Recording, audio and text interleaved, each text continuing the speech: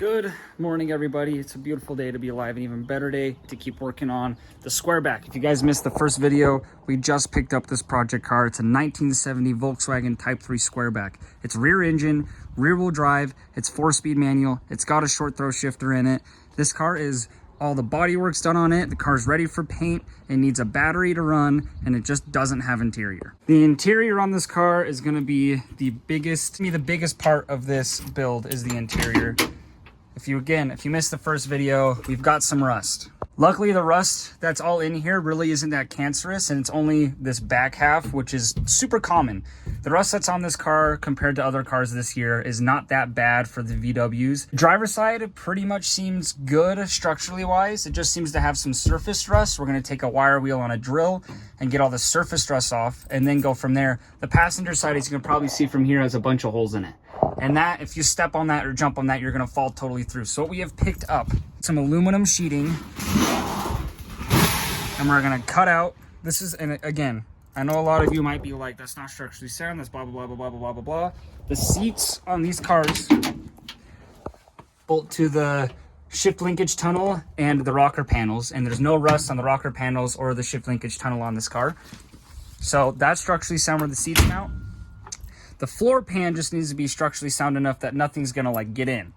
So we're gonna cut out a hole out of it to where all this bad rust is, and we're gonna rivet in, not weld in, you rivet in these aluminum sheets. I promise you, most people that build VWs, this is how they do it. They will cut it out, grab an aluminum sheet, rivet in an aluminum sheet, and then you're gonna seam seal around the aluminum sheet that you rivet in. That's what we have to do on the passenger side. The driver's side, I think we can get away with just wire brushing and painting. Let's just get started and see how far we get with this and see if we run into any issues while starting to get this interior ready together. After we seam seal and everything, I am probably gonna get like a bed liner type of paint and like bed liner it, and then probably carpet over the bed liner just to make sure like it's good. Check this out.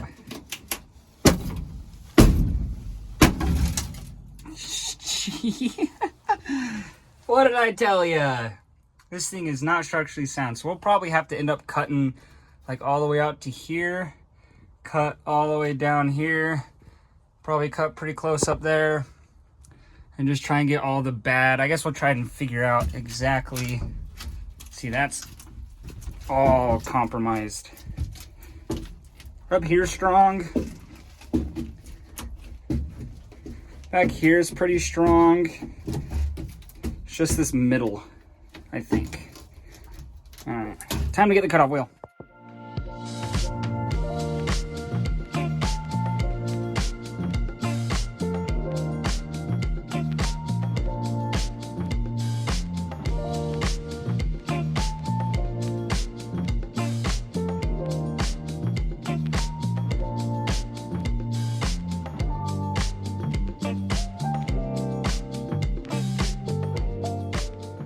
That is one hell of a hole. That is what we cut out. And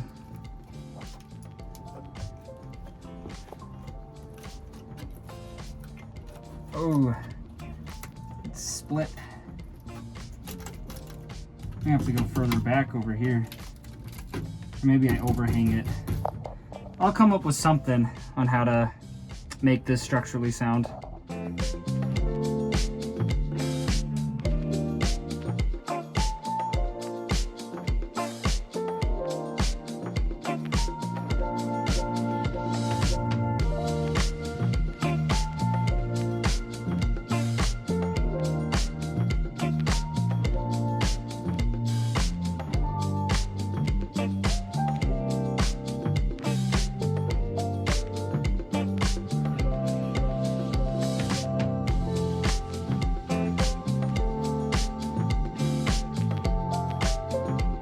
So I cut out a piece of the aluminum and I'm already starting to rivet it down. I did a rough cut, just that way we can get it set in here and figure out a size. I started off with this rivet to get small. I actually had to cut out the floor that was right here that I left more because it was so unsavable. I literally had to cut it all the way out to the linkage tunnel, so that's why this one goes into the side of the linkage tunnel. But I need to grab a hammer and reshape some of this, and then we will rivet it all in and then trim and cut it to make it look nice, and then we'll be painting over all of this and seam sealing it so nothing can get in.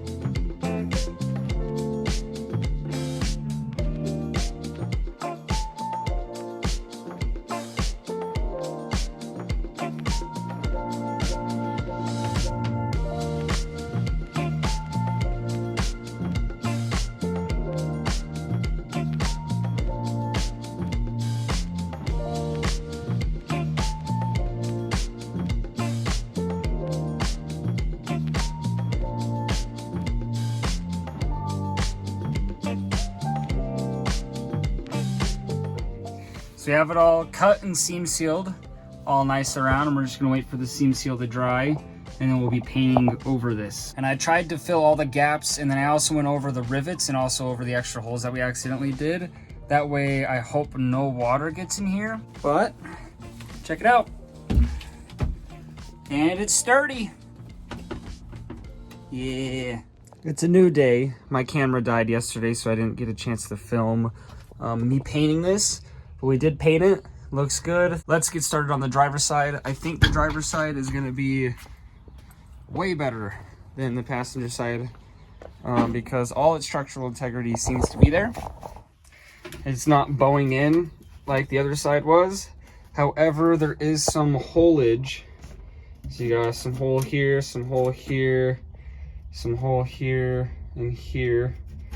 So I think what we'll probably do is probably cut out all the holage right here, replace a little section right here, and then there is some right here, maybe cut out a little one right here and have two little patches. But we're gonna start with the wire wheel brush and see where we go. Let's throw on a time lapse.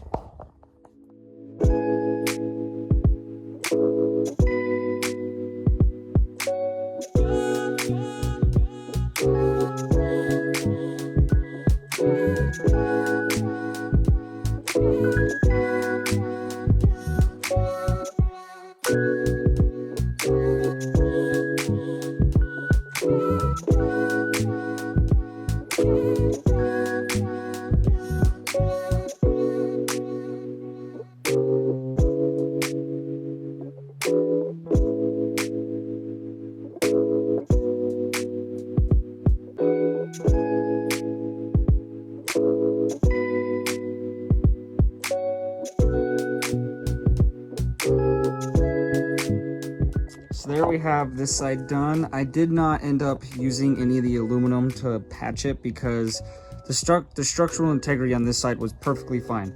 Did have some rust holage, but other than that, the structural integrity is still even better than that side, even with the new plate in it. This is still better. So I decided to just wire brush it, paint it, and use the rust stuff to neutralize the rust. And then I did some bed liner in there as well that's also like waterproof rust stuff.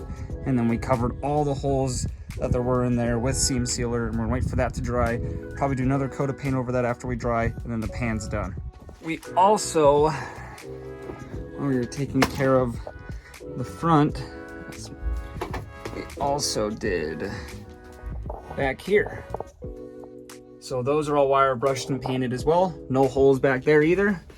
So we're good there. I probably just got all that crap and the wet stuff down here. Also, check out this cool little trinket I found in the back seat underneath it when I was cleaning it out. It's like a frog holding onto a bar or something. That's gonna be my keychain. Yeah, I went and grabbed one of the seats we have. This seat is from it's from a Baja Bug, a stock Baja Bug. My grandpa and all my family members build a bunch of old air-cooled VWs, so he had these stock seats that he had powder coated laying around.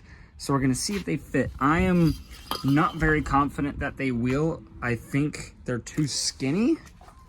But I guess we'll find out here in a second. Let's clean out all this. It mounts to there and there. Oh, maybe it's not too skinny. Maybe this will fit. If these fit, oh, that would be sick. So I don't think it's gonna work. As you can tell, it is way too skinny. I looked at some photos online. In the Baja Bugs, the seat rails that the seats go onto are actually welded to the floor. And on the Squareback, they're welded to the sides. So that's why it is not fitting, and I'm not sure we'll be able to use these seats. So we're gonna have to set the seat project in this video aside for now. But that is the floors of the pan totally fixed. And that is, this amount of progress right here is huge. I don't think you guys realize that getting this pan fixed and fixing all the rust and everything was like my biggest concern. Now that the pan's all fixed, hopefully this will move on faster. We can get seats in it, get the car running and driving pretty simply from here. The floor and getting the bottom of the pan done was top priority, and that's now done. So that is a huge amount of progress. Anyways, that's where I think we're gonna have to leave off in this video. The next video will probably be seats. I want to lower the front more because the front is definitely not low enough, so we're gonna lower the front more. The rear I think is low enough as for now. But yeah, probably lowering it more, maybe getting some seats and more interior stuff, maybe getting it running very soon. I love you all. Peace out.